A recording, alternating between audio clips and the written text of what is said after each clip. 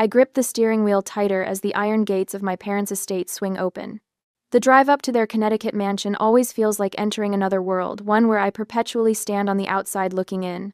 The autumn leaves crunch under my tires, a symphony of gold and crimson that clashes with the hollow feeling in my chest. My charcoal pencil skirt and burgundy blouse are tasteful but understated, a deliberate choice for their 35th anniversary celebration. I know from experience that my mother prefers me to blend into the background rather than stand out. Before I can even collect my purse from the passenger seat, Eliza's silver Mercedes pulls up behind me. I watch in the rearview mirror as she emerges in a shimmering gold dress that catches the late afternoon sun. Perfect timing, as always. The front door swings open. My father stands tall in his tailored suit, my mother radiant beside him in pale blue silk. Their faces light up as Eliza floats toward them. "There's our princess," Mom calls out, arms outstretched. Dad wraps Eliza in a bear hug, lifting her slightly off her feet. The guest of honor arrives. I step out of my car, smoothing my skirt. Mom glances over Eliza's shoulder, her smile dimming just enough that only I would notice. "Veronica, you made it." A statement, not an exclamation. Dad offers a quick pat on my shoulder before turning back to Eliza. "Sweetheart, wait until you see the decorations. We've outdone ourselves this year." Inside, the grand foyer sparkles with crystal and silver. White roses and lilies spill from oversized vases, their scent almost overpowering. A string quartet plays softly in the corner. Nothing but the best for Robert and Eleanor White's anniversary. I scan the entrance to the dining room, where a framed seating chart sits on an antique stand. My finger traces the elegant calligraphy until I find my name table 14, far corner, near the kitchen doors, 6 tables away from my parents and Eliza. "We wanted to make sure you could network," Mom says, suddenly beside me. "The Hendersons will be at your table. They're always looking for tech consultants." I nod, swallowing the familiar ache. How thoughtful. She pats my arm distractedly before floating away to greet early arrivals. The event planner, a rail-thin woman with a clipboard permanently attached to her hand, corners my mother near the grand staircase. I move toward the bar, but their voices carry across the marble floor. "About the photographs, Mrs. White," the planner says. "We've scheduled the photographer for 7:30. Will that work for the family portraits?" My mother's voice drops to a stage whisper. "That's fine. But make sure we get one with just the 3 of us, Robert, myself, and Eliza. That's the one we'll want enlarged for the living room." My hand freezes around the champagne flute a server has just handed me. The 3 of them, not 4, never 4. The waiter, a young man with kind eyes, notices my expression. He tops off my glass with a sympathetic glance before discreetly moving away. I retreat to a window alcove, memories washing over me unbidden. Thanksgiving dinner, age 8, seated at the kids' table while Eliza, just 5, sat proudly between Mom and Dad. Christmas mornings where Eliza's pile of gifts dwarfed mine, spilling across the living room floor while mine fit neatly under a single tree branch. My high school debate championship, where my parents arrived during the closing remarks, having sat through all of Eliza's elementary school choir practice beforehand. The pattern was established early and never wavered. Veronica, the afterthought. Eliza, the cherished center. By 16, I had found my escape in dog-eared business books borrowed from the library. While Eliza collected ribbons for participation in various hobbies she quickly abandoned, I drafted business plans at our kitchen table. "A student concierge service?" Dad had laughed, barely glancing at my detailed proposal. "Honey, focus on your studies. Leave the business ideas to the professionals." That same month, Eliza's watercolor of our house windows, unevenly spaced, proportions impossible, was professionally framed and hung in the front hallway. My Regional Young Entrepreneur Award collected dust in my bedroom closet. The doorbell chimes again.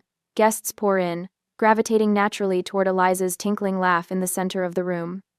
I drift toward the edges, helping Aunt Susan find her seat, showing Uncle William where the restrooms are located. "Veronica." My father calls, not quite looking at me as he passes. "Make sure the caterers don't forget the special champagne for the toast. The Veuve, not the Moet." I straighten my spine and nod. Of course. Not a guest to be celebrated, not a daughter to be cherished. Just another set of hands to ensure the celebration runs smoothly. A celebration where I'm simply another face in the crowd, watching the real family from afar. 15 minutes later, after guests assembled, the clink of silverware against crystal quiets as my father rises from his seat at the head of the table. His silver hair catches the chandelier light, and his custom tuxedo hugs his still athletic frame. He raises his glass, and the room holds its collective breath. 35 years, he begins, his voice carrying to every corner of the dining room. 35 years of building a legacy, a home, and a family. His gaze sweeps the room before landing on Eliza, his eyes crinkling at the corners. And nothing represents that legacy better than our beautiful daughters, especially our Eliza, who brings sunshine wherever she goes. I maintain my smile, practiced over decades, as he launches into a story about 5-year-old Eliza singing at their 20th anniversary. No mention of 15-year-old me who organized the entire surprise party. The story winds through Eliza's college graduation, her volunteer work with children, her artistic pursuits. 10 minutes pass. My name never crosses his lips. To Eleanor, my rock, my heart, Dad raises his glass higher. And to Eliza, the greatest gift our marriage has produced. Mother rises, tears gleaming, and wraps Eliza in a lingering embrace, pearls against gold as their dresses press together. The guests applaud. I join them, my hands meeting in silent rhythm while I stand alone. Across the room, Cousin Thomas catches my eye. He offers a slight shake of his head, barely perceptible before looking away. Aunt Barbara suddenly becomes engrossed in her napkin. Uncle Philip examines his watch with unusual intensity. They know. They've always known. I exhale slowly, my lungs releasing air in carefully measured amounts. My face remains composed. CEO face, James calls it. The one that reveals nothing during negotiations, when millions hang in the balance. Tonight it masks something far more valuable than money. And now, Dad announces, a special presentation. Mother produces a red leather box from beneath the table. The distinctive Cartier packaging gleams under the lights. The room stills. Even the waitstaff pauses. For the true fruit of our 35 years together, Father proclaims, his voice thick with emotion. He places the box in Eliza's manicured hands. Something as precious and timeless as you are to us. Eliza's fingers tremble as she lifts the lid. Nestled against white satin lies a watch encrusted with diamonds that catch fire in the light. The guests gasp in unison. The Santos de Cartier, my father announces proudly. Custom designed with Eleanor's birthstone at the 12. Someone whispers the price, $15,000, and a murmur ripples through the crowd. Eliza squeals, launching herself into our parents' arms. They form a perfect tableau of family devotion, while I stand sentry at my assigned table near the kitchen doors. No acknowledgement of the daughter who shares their name, but apparently not their hearts. No second box waits beneath the table. No surprise for the firstborn. When the applause fades, I slip toward the bar. Aunt Margaret intercepts me, her arthritic fingers closing around my wrist. Join me for some air, dear? It's not really a question. On the terrace, autumn air clears the scent of lilies from my lungs. Margaret settles her substantial frame onto a stone bench. Did you know? She begins without preamble. That this is the third luxury gift they've given her this year? First the spa weekend in February, then the summer in France. My eyebrows rise. Summer in France? She told everyone she won that trip. Margaret snorts. Robert paid for everything, just like he's been paying the rent on her independent apartment these past 3 years. Cold certainty settles in my stomach. The puzzle pieces shift, revealing a clearer picture. That explains why my Series C funding announcement disappeared from the family newsletter. I murmur. The same month Eliza started selling homemade soaps at the farmer's market. Your mother called it a hobby update. Your $40 million investment round was mentioned in paragraph 12, below Philip Jr.'s soccer tournament. My phone buzzes in my clutch. James's name flashes on the screen alongside his message. How's the royal coronation going? Escape plan ready when you need it. A smile, genuine this time, tugs at my lips. I quickly tap back. Standing by. May need extraction before dessert. Uncle William appears beside us, crystal tumbler in hand. His eyes, so like my father's, hold a softness his brothers never show when looking at me. Quite a watch, he says, settling beside Margaret. Almost as impressive as that tech prize you won last month. Shame they didn't mention it in the toast. Innovation Leadership Award, I correct gently. And it's fine. William leans closer, bourbon warming his words. You know your success makes them uncomfortable, dear. Always has. The waiter from earlier appears, champagne bottle at the ready. He tops off my glass with a subtle nod. moving on before anyone notices his special attention. A small kindness in a sea of orchestrated slights. Sarah, my childhood friend, catches my eye from across the terrace and makes her way over. She's aged well, her familiar face a welcome sight among the polished strangers my parents call friends. "I saw the whole thing," she whispers, squeezing my hand. "Want to sneak out the back like junior prom?" Before I can answer, my phone rings, my assistant's special tone. "Veronica White," I answer, business voice firmly in place. "Miss White, I know you're at a family event," Alexis says, following our pre-arranged script, "but there's an urgent situation with the Singapore client." "I understand. Give me 10 minutes. As I slip the phone back into my clutch, the event planner's voice rings out across the terrace. "Family photos on the grand staircase. Everyone please gather in the foyer." The guests flow inside, a river of silk and cologne. I follow, finding my assigned mark on the lowest step. Mother adjusts Eliza's hair, Dad straightens his tie, and the photographer positions us with practiced efficiency. I stand at the far edge, half my body already outside the frame. Flash, click. "Done. Now," Mother says, her voice carrying in the marbled space, "just the three of us for the special portrait." She doesn't look at me as she says it. Doesn't need to. The instruction hangs in the air, clear in its meaning. I stand frozen as they rearrange themselves, mother, father, favored daughter in the center of the staircase. The real family, the complete family, without me. The photographer adjusts his settings. The guests watch. No one speaks. I remain exactly where I am, neither retreating nor protesting, as the final photos are taken. The image will hang in the living room, I know. A permanent record of where I stand in the White family hierarchy, nowhere at all. I slip away from the party when Mom and Dad pull Eliza to the center of the room for a champagne toast. I immediately withdraw to the father's home office, log into my email, and call my assistant back to solve the work issue. After 15 minutes of checking every chart, every slide, every explanation, we send the new proposal to the clients and I want to take a small rest. My footsteps echo through the hallway as I climb the familiar staircase to my childhood bedroom. Just a moment of peace, that's all I need. When I push open the door, the air catches in my throat. This isn't my room anymore. Eliza's pageant crowns glitter on what used to be my bookshelf. Her college sorority composites hang where my honor roll certificates once lived. The walls, formerly a soft green, now shine in Eliza's favorite lavender. They didn't even wait for me to take all of my things before they reorganized the room completely. I whisper to the empty space. My fingers trace the outline of what used to be my desk, now a vanity scattered with Eliza's makeup. The shelves overflow with trophies from activities she abandoned after a month. Her childhood teddy bears occupy the window seat where I spent countless hours reading. I open the closet, the last place anything of mine might remain. A cardboard box sits in the corner, labeled Veronica Misk. Inside, my college diplomas rest beneath my Young Entrepreneur Award.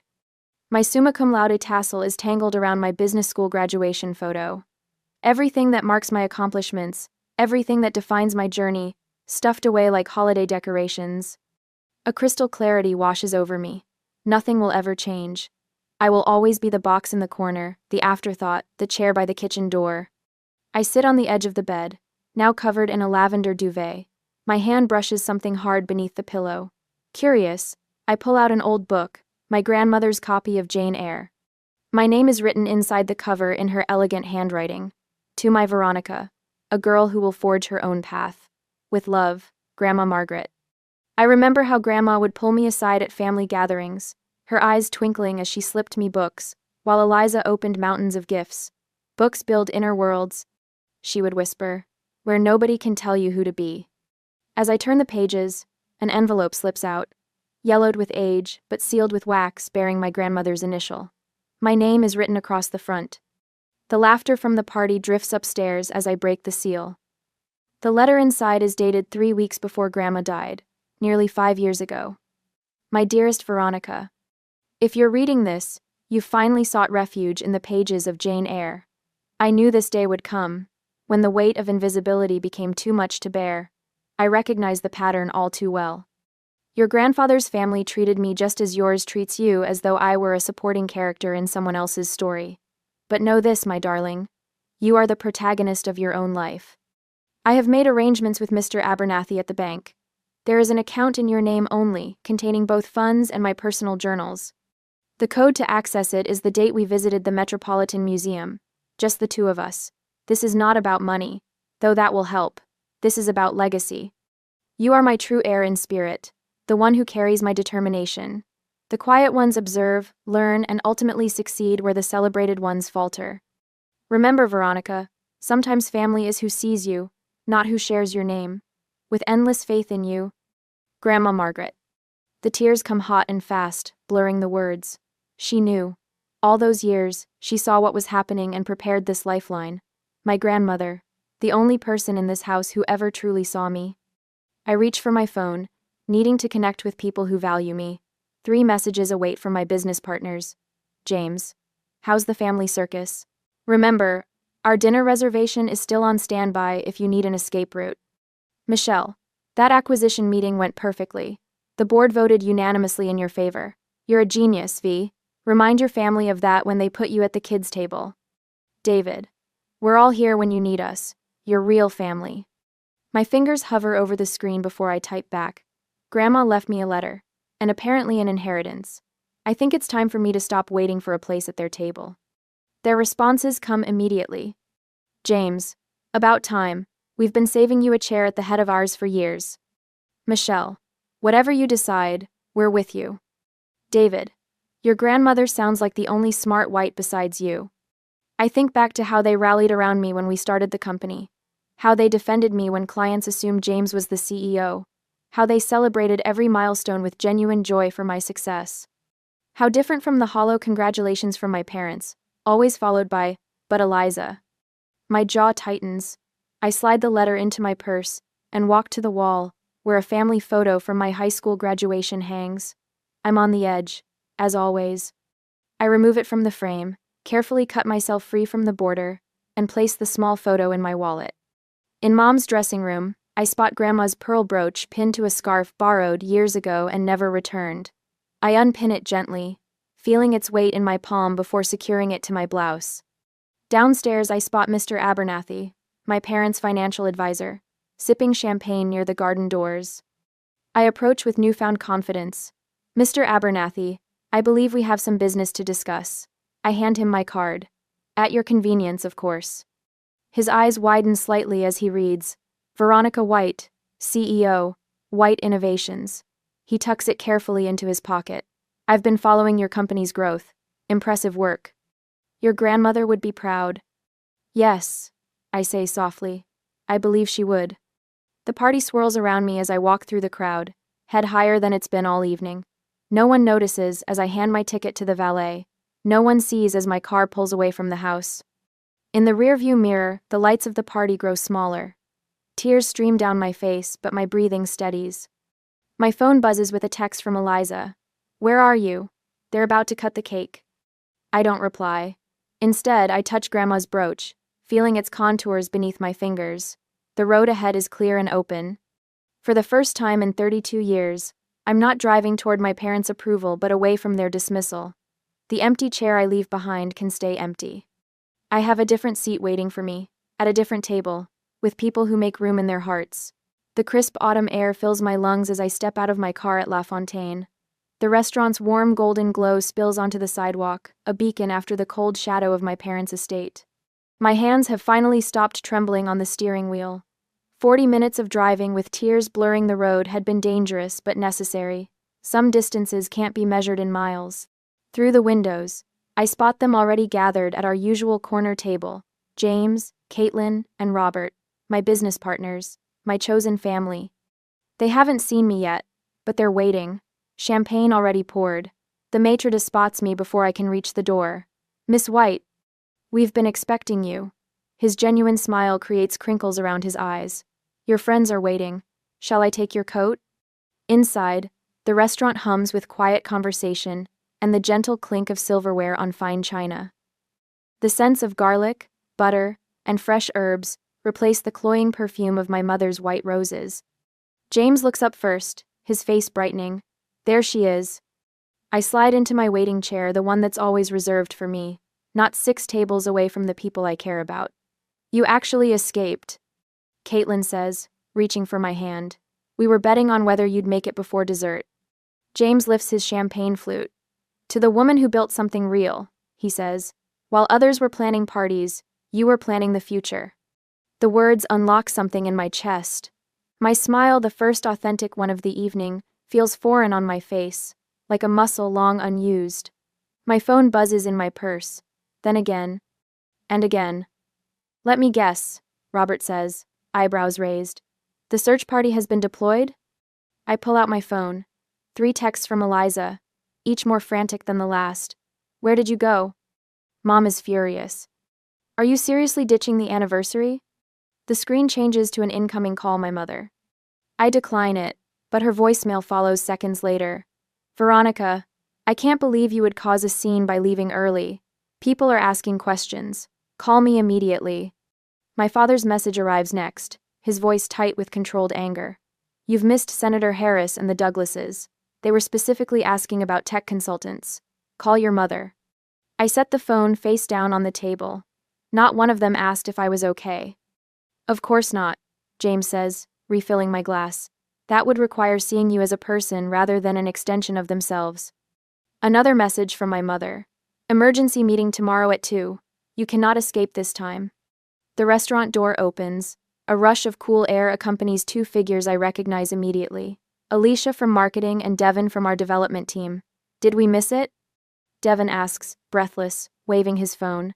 The news just broke. My stomach tightens. Already? It wasn't supposed to hit until morning. James shrugs. Someone leaked. These things happen. Every phone at our table lights up simultaneously, then nearby tables too. The notification catches like wildfire across the restaurant. Breaking. White Innovations acquired by Stellar Tech for estimated $75 M. The calls begin almost immediately. Industry contacts, former clients, college professors who remember my early ambitions, each one expressing genuine excitement for my success. The restaurant owner appears with a bottle of their finest reserve. On the house, he says. My daughter used your productivity software to finish law school. Congratulations on your success. 2 more colleagues arrive, then 3 more. Our corner of the restaurant transforms into an impromptu celebration. We have something for you, Caitlin says during a lull. She places a small, carefully wrapped package in my hands.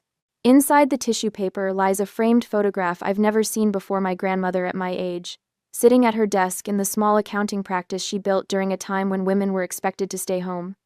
Her eyes hold the same determined glint I see in the mirror. Where did you find this?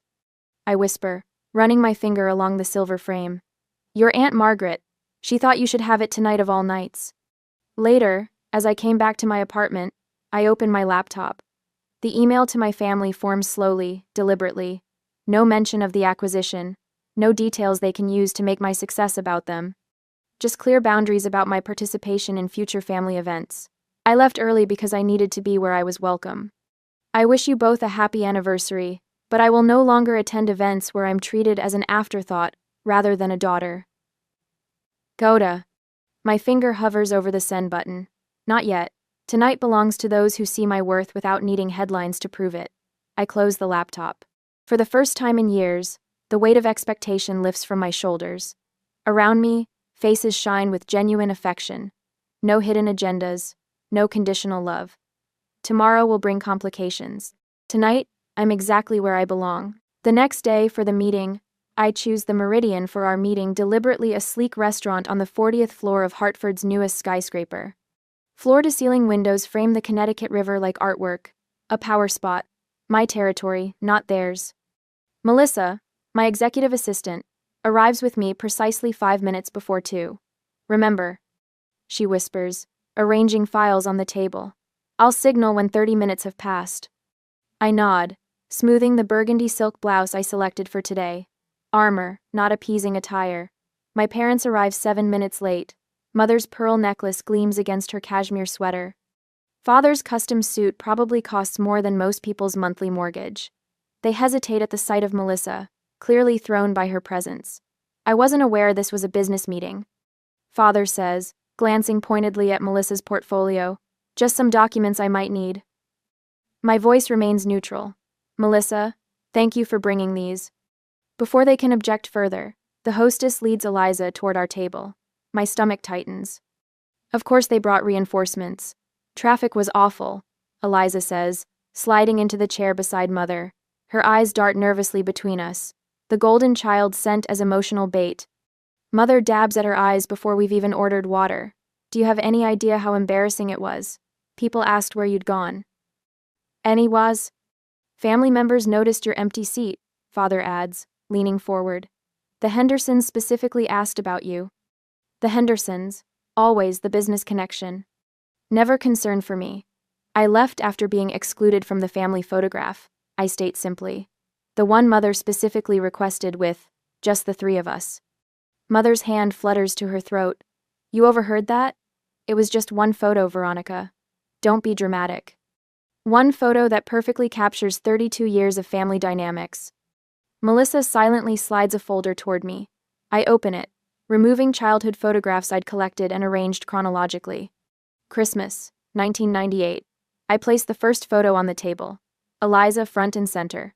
Me, cropped halfway out of the frame. That was just a bad angle. Mother protests. I lay down another. My high school graduation. You both looking at Eliza while I hold my diploma. This is ridiculous, Father huffs. We attended, didn't we? The waiter approaches.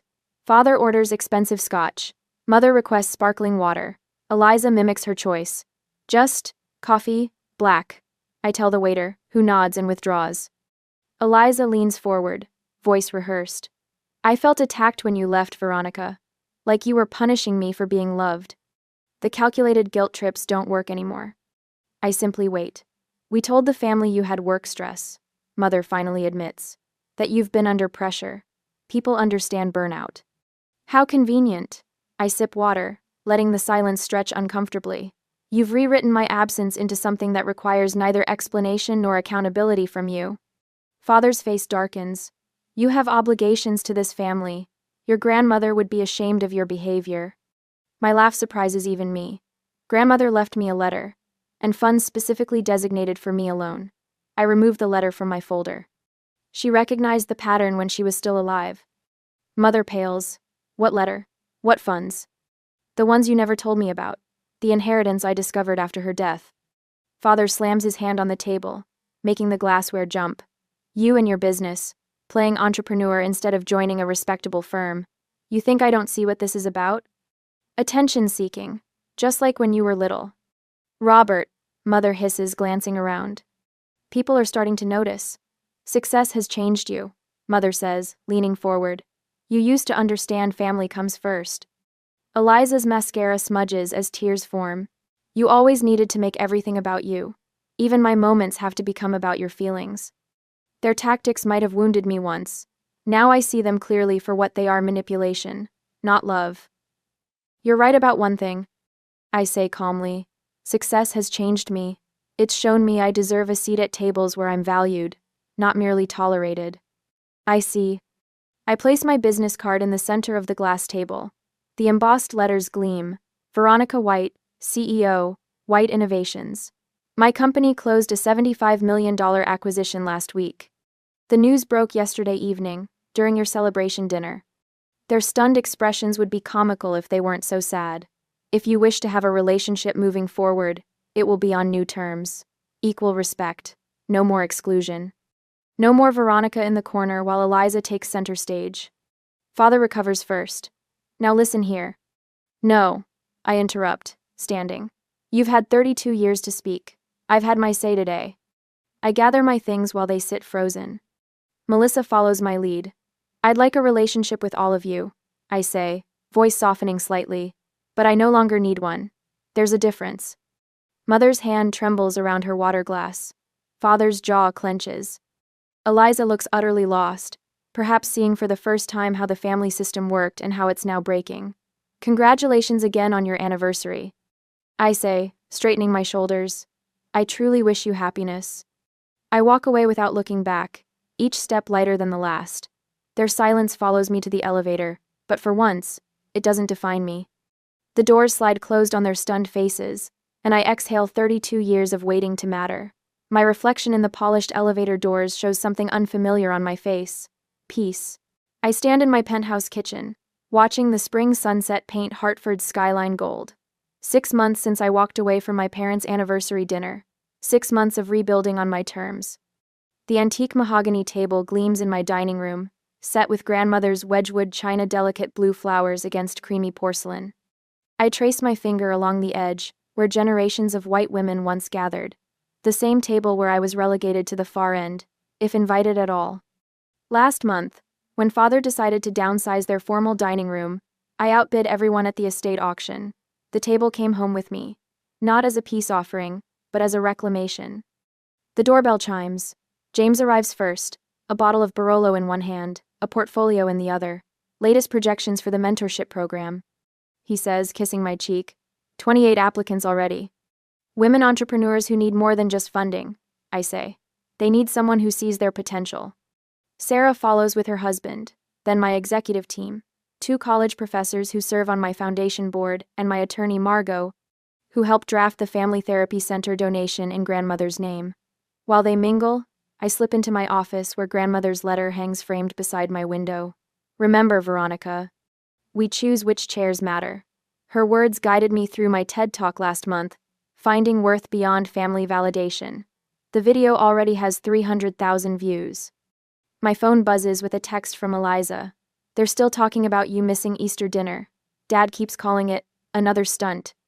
Our cautious reconnection happens in secret texts and occasional coffee meetings. Without our parents watching, she's finding her voice, asking questions about starting community college. Small steps toward her own identity. A knock at my office door. Package just arrived for you, James says, handing me a small bubble mailer. Inside, a faded photograph Eliza and me at age 6 and 9, arms linked, laughing on a tire swing. On the back, in my sister's handwriting, we were happy before they taught us not to be. I tuck the photo into my pocket and return to my guests. They've gathered around the table, wine glasses filled, conversation flowing. No one checking their watch or measuring their words. No subtle jockeying for favor. I take my place at the head of the table.